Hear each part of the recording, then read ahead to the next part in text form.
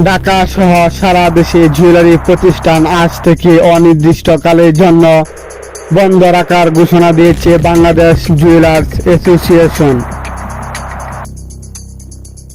বুধবার 28শে মে বাজুসের সাধারণ সম্পাদক বাদল চন্দ্র রায়ের পাঠানো এক বিজ্ঞপ্তিতে এই তথ্য জানানো হয়েছে।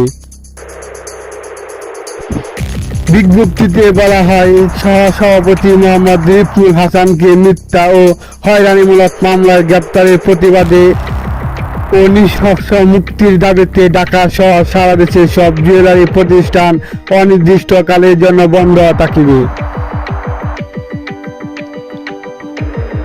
একই সঙ্গে বাজুসের সহসভাপতি মোহাম্মদ রিফুল হাসানকে মিথ্যা ও হয়রানিমূলক মামলায় গ্রেপ্তারের গভীর উদ্বেগ প্রকাশ করে তীব্র নিন্দা জানিয়েছেন বাজুসের ভারপ্রাপ্ত সভাপতি গুলজার আহমেদ ও সাধারণ সম্পাদক বাদল চন্দ্র রায় সহ কেন্দ্রীয় নেতারা।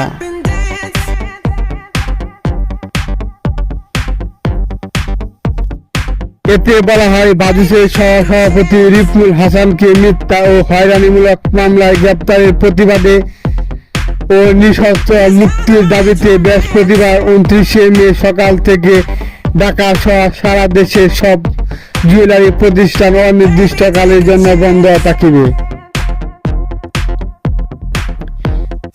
বুধবার 28শে মে সন্ধ্যা 7:30টায় রাজধানীর তাঁতীবাজার নিজ ব্যবসায়িক প্রতিষ্ঠান থেকে বাজুসের সহসভাপতি মোহাম্মদ রিফুল হাসানকে গ্রেপ্তার করে পুলিশ।